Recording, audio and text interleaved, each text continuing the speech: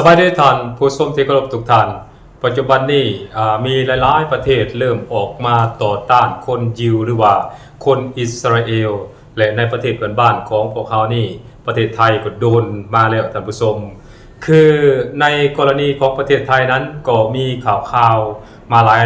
มาแต่ด้นเลยแหละท่านผู้ชมโดยเฉพาะแมนอยู่ในภาคตะวันออกและก็ภาคเหนือของประเทศไทยเช่นว่าอำเภอปายบอและก็อยู่แถวภูเก็ตนะเกาะพังงาพวกนี้นะแม่นคนอิสราเอลนั้นได้เข้ามาท่องเที่ยวแล้วก็ได้เข้ามาตั้งถิ่นฐานพวกเจ้าเหล่านั้นก็ได้ก้วนซื้อเอาดินดอนตอนหญ้าของคนไทยนะไปเป็นของตนเองก็มีการสร้างโบสถ์สร้างผับอีกอย่างต่างๆเป็นของตนเองซึ่งสิ่งพวกสร้างที่พระเจ้าสร้างไปนั้นเขาห้ามบ่ให้คนท้องถิ่นเข้าไปนั่นก็คือคนไทยสันติคนไทยหรือว่าคนเอเชียประเทศอื่นๆเนี่ยเขาก็บ่ให้เข้าแต่ว่าตัวที่ประเทศไทยคนไทยบ่สามารถยอมรับคนอิสราเอลได้นั่นก็คือสถานที่ต่างๆอยู่ในประเทศไทยนั่นบ่ให้คนไทยเข้าไปเพราะฉะนั้นในระยะหลังๆมานี้จึงเห็นคนไทยหลายๆคนนั้นเริ่มออกมารณรงค์ต่อต้านคนอิสราเอลหรือว่าคนยิวหลายขึ้นที่เขามาพักผ่อนหรือว่าเขามาอาศัยอยู่ในประเทศไทยนั่นเองท่านผู้ชมและหลังจากเกิดมีการกระทบกระทั่งกันไปมาระหว่างคนไทยกับคนอิสราเอลไปเป็นที่เรียบร้อยแล้วทางทูตของอิสราเอลที่ประจำอยู่ในประเทศไทยนั้นก็ได้ออกมาหรือว่าได้เข้าไปพบกับรัฐบาลไทยและก็ได้ห้องขอให้รัฐบาลไทยว่าให้ดูแลให้รักษาให้ปกป้องคนอิสราเอลที่เข้ามาท่องเที่ยวแล้วก็เข้ามาอาศัยอยู่ในประเทศไทยนี่ให้มันดีบ่ให้ได้รับความเดือดร้อนบ่ให้ได้รับภัยคุกคามจากคนท้องถิ่นอีหยังประมาณนั้นแหละแต่ว่าเฮาก็ฮู้จักดีนำกันเนาะว่านิสัยของคนยิวน่ะมันเป็นจังไดเวลาไปนั่นไปนี่ก็มักจะสร้างความเดือดร้อนมักจะสร้างความรำคาญให้กับคนอยู่ในประเทศนั้นๆไปทั่วท่านผู้ชมคนยิวหรือว่าคนอิสราเอลนี้บ่มีการเคารพเจ้าถิ่นหรือว่าเจ้าของประเทศนั้นแม้แต่น้อยเดียวท่านผู้ชมสังเกตได้จากกรณีปาเลสไตน์ในกรณีปาเลสไตน์นั้นแต่กี้นี่ปาเลสไตน์นี่มันก็เป็นประเทศหนึ่งได้เป็นหลักหนึ่งของปาเลสไตน์ต่างหากบ่มีคนอิสราเอลหรือว่าบ่มีคนยิวได้เข้าไปอยู่ในตะวันออกกลางนั้นหมายความว่าหลังจากสิ้นสุดสงครามโลกครั้งที่2แล้วองค์การสหประชาชาติโดยภายใต้การแนะนำการสนับสนุนของอังกฤษนี้ก็ได้อพยพเอาคนยิวหรือว่าคนอิสราเอลจากประเทศเยอรมันและก็จากประเทศต่างๆในขอบเขตทั่วโลกนะไปขอพักผ้าอาศัยอยู่ในดินแดนของปาเลสไตน์นั้นว่าง่ายๆก็คือเป็นผู้อพยพและไปขอเพิ่งโพธิสมภารหรือว่าไปขอเพิ่งเย็นนำปาเลสไตน์เนาะในตอนนั้นนะหลังจากนั้นเขาเจ้าก็เอาผักเอาพวกของเขาเจ้าที่ย่างใหญ่หรือว่าที่แตกกระจายอยู่ในขอบเขตทั่วโลกนั้นเข้าไปในดินแดนปาเลสไตน์หลายขึ้นหลังจากนั้นพวกเขาเจ้าก็ได้มีการสร้างการพัฒนาสร้างบ้านแปลงเฮืองสร้างกลุ่มสร้างก้อนเป็นของตนเองของชาวยิวนะแล้วก็กลับมาเป็นภัยคุกคามต่อปาเลสไตน์ยึดเอาดินแดนของชาวปาเลสไตน์และก็มาฮอดปัจจุบันนี้ก็กลายเป็นว่าชาวปาเลสไตน์นั้นเป็น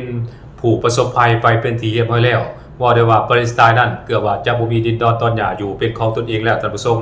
และก็มีหลายๆประเทศที่ชาวยิวเข้าไปอยู่นั้นมันก็คล้ายๆกันกับอยู่ในปาเลสไตน์นั่นแหละท่านผู้ชมเข้าไปแล้วก็กลางเนาะวางตัวเป็นใหญ่แล้วก็ข่มเจ้าถิ่นหรือว่าข่มคนภายในประเทศนั้นและประเทศกรีกและก็ประเทศอื่นๆในสหภาพยุโรปนั้นก็ปิดประตูบ่รับเอานักท่องเที่ยวหรือว่าคนยิวนี่ไปเป็นที่เรียบร้อยแล้วท่านผู้ชมอันนั้นคือสำหรับบรรดาประเทศในสหภาพยุโรปเรียกว่ามาฮอดเอเชียของพวกเขานี้ก็มี2ประเทศด้วยกันที่เริ่มมีกระแสต่อต้านคนยิวหลายขึ้นนั่นก็คือประเทศไทยและก็ประเทศศรีลังกานั่นเองท่านผู้ชมสำหรับประเทศไทยนี่โตที่มันนักกว่าหมู่นั่นก็คือคนยิวนี่ได้ประกาศข่าคนไทยเนาะโดยการตั้งข่าวหัวคนไทยนะที่เข้าไปอันนี้ก็อื่นว่าที่เข้าไปยุ่งเกี่ยวกับกิจกรรมต่างๆของคนยิวที่เกิดไว้อยู่ในประเทศไทยนั่นว่าให้ข่าหัวหากว่าไผนั่นสามารถสังหารหรือว่าข่าคนไทยนั่นจะให้ข่าหัว500,000 บาทเนาะบ่แม่น500,000 กีบ500,000 บาทจนว่ามีเป็นกลายเป็นข่าวโด่งดังไปทั่วท่านผู้ชมเป็นข่าวโด่งดังไปทั่วแล้วก็หลังจากเป็นข่าวโด่งดังไปทั่วแล้วก็เกิดการต่อต้าน เกิดการวิพากษ์วิจารณ์จากสื่อโซเชียลมีเดียจากสำนักข่าวทางกระแสหลักและก็กระแสของไทยว่าพวกยิวนี่เขามาแล้วก็บอกเคารพกฎหมายของประเทศไทยเขามาแล้วก็บอกเคารพเจ้าของประเทศอย่างประมาณนั้นเลยเมื่อมันเป็นนั้นเนาะเจ้าหน้าที่หรือว่าทางการของไทยนี้ก็อดบ่ล้นทนบ่ได้ต่อกระแสแห้งกดดันของภาคสังคมนี่บ่ไหว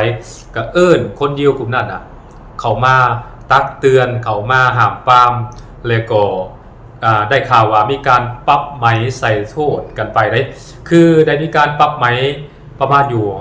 5,000 บาทท่านผู้ชม 5,000 บาทในกรณีที่คนยิวคู่ที่จะสังหารคนไทยแล้วก็ว่างข่าวหัวไปประมาณอยู่500,000 บาทนั่นแต่ว่าเจ้าหน้าที่ไทยปรับไหม 5,000 บาทแล้วก็ลงโทษตัดอิสรภาพแต่ว่าให้รอลงอาญาเนาะประมาณ2 ปีตามที่ข้าพเจ้าอ่านเห็นอันนี้บ่ฮู้ว่ากฎหมายไทยมันเป็นจังไดเนาะแต่ว่าทั้งนี้ทั้งนั้นก็บ่หมายความว่ากฎหมายลาวมันเข้มแข็งได้ก็มันก็ลักษณะคล้ายๆกันนั่นเนาะมันเป็นในนั้นได้หลังจากเกิดเหตุการณ์อยู่ไทยในลักษณะแบบนี้แล้วอยู่ศรีลังกาก็แบบเดียวกันท่านผู้ชม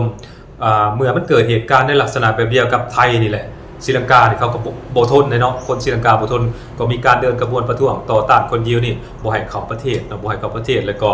มีการผลักดันให้คนยิวนี่ออกนอกประเทศศรีลังกาไปเป็นที่เรียบร้อยแล้วอันนั้นคือสภาพหรือว่าเหตุการณ์หรือว่าการเคลื่อนไหวที่บ่ดีของคนยิวนะเขามาเที่ยวประเทศนั้นประเทศนี้แล้วก็สร้างความเดือดร้อนสร้างความรำคาญใจให้กับเจ้าของประเทศนั้นเป็นจำนวนบ่น้อยเด้อท่านผู้ชมและสิ่งดังกล่าวนี้มันก็ได้กลายเป็นบทเรียนให้กับประเทศลาวของพวกเราเนาะว่าเวลารับเอานักท่องเที่ยวนี่นะควรมีการคัดเลือกควรมีการคัดสรรหาเอานักท่องเที่ยวที่มีคุณภาพนักท่องเที่ยวที่มีนิสัยดีมีมารยาทดีแล้วก็เข้ามาท่องเที่ยวอยู่ในประเทศเจ้าภาพเขามาท่องเที่ยวอยู่ในประเทศลาวของพวกเราแล้วก็บ่ควรดูถูกหมิ่นประมาทควรเคารพเจ้าของประเทศเนาะบ่ควรว่าง่ายๆว่าเฮ็ดให้ประเทศของตนเองที่ไปเข้าไปท่องเที่ยวนะคือกันกับเจ้าของคือกันกับว่าตัวเองน่ะเป็นเจ้าของประเทศอันนั้นก็บ่ควรเฮ็ดเนาะโดยเฉพาะแม่นนักท่องเที่ยวยิวนี่พวกเขาควรเบิ่งบทเรียนที่มันเกิดขึ้นอยู่ในประเทศไทยเนาะอยู่ในประเทศไทยประเทศศรีลังกาประเทศเกรกและก็ประเทศอื่นๆนะที่พวกนักท่องเที่ยวยิวเขาไปท่องเที่ยวนั้นก็สร้างความเดือดเนื้อร้อนใจสร้างความรำคาญให้กับเจ้าที่นะหลายเด้อท่านผู้ชมและนับไปกว่านั้นอยู่ในประเทศไทยนี่ก็มีการสร้างโบสถ์สร้างร้านอาหารสร้างสร้างคลับสร้างบาร์สร้างโรงแรมสร้างศูนย์บริการอีกต่างๆเป็นของตนเองคนยิวเนี่ยนะนอกจากนั้นแล้วก็ยังมีการกินอาหารอยู่ในร้านอาหารของคนไทยนะกินแล้วเห็นได้บ่นี่บ่ยอมจ่ายก็มีก็สร้างความเดือดเนื้อร้อนใจให้กับผู้ประกอบการของคนไทยเป็นจำนวนบ่น้อยเด้อท่านผู้ชมแต่ว่าทั้งนี้ทั้งนั้นรัฐบาลไทยก็บ่กล้าเฮ็ดหยังแฮงกับอิสราเอลนี่นะกับคนอิสราเอลนี่เป็นหยังมันจึงเป็นอย่างนั้นเพราะว่าในอีกส่วนหนึ่งนะไทยกับอิสราเอลนี้ก็ได้มีการร่วมมือกันในหลายๆมิติด้วยกันได้ท่านผู้ชมบอกว่าจะเป็นการร่วมมือกันทางด้านการเมืองนี่การทหารนี่เนาะคนยิวนี่นะหรือว่านายทุนยิวนี่ก็ได้มาร่วมมือกับนักธุรกิจไทยแล้วก็กับกองทัพของไทยนะตั้งโรงงานผลิตอาวุธวิจัยโรงงานวิจัยพวกอีกอย่างก็อื่นว่าผลิตอาวุธร่วมมือกับอิสราเอลนี่ก็หลายอยู่ในประเทศไทยนั่นเพราะฉะนั้นไทยเองก็มีความลำบากใจเนาะที่จะเฮ็ดนักเฮ็ดแห้งหรือว่ากดดันพวกนักท่องเที่ยวยิวนะที่เขามาท่องเที่ยวอยู่ในประเทศไทยนะเฮ็ดแห้งก็บ่ได้เนาะเพราะว่ามันจะไปกระทบถึงการร่วมมือระหว่างไทยกับอิสราเอลนั่นเองท่านผู้ชมและมันก็มีบางส่วนเนาะที่คนไทยนั้นก็ได้คัดอาสาได้เป็นอาสาสมัครไปเป็นทหารอิสราเอลต่อสู้ในดินแดนปาเลสไตน์บ่ในดินแดนของซีเรียบ่นี่ก็มีทหารไทยเข้าไปร่วมในกระบวนการนี้เช่นเดียวกันนอกจากนั้นไทยนี่นะก็ยังได้ส่งประชาชนคนไทยนี่ไปออกแรงงานอยู่อิสราเอลโดยเฉพาะแม่นภาคการเกษตรนี่ก็หลายเนาะและก็ได้นำเอาเงินต่างประเทศเข้ามาประเทศไทยก็เป็นจำนวนมหาศาลอันนี้มันก็เป็นอีกเหตุผลหนึ่งที่เฮ็ดให้รัฐบาลไทยก็คือคนไทยนั่นก็บ่สามารถที่จะเฮ็ดหยังกับคนอิสราเอลนั้นได้หลายเท่าที่ควรนอกเสียจากว่ามีการ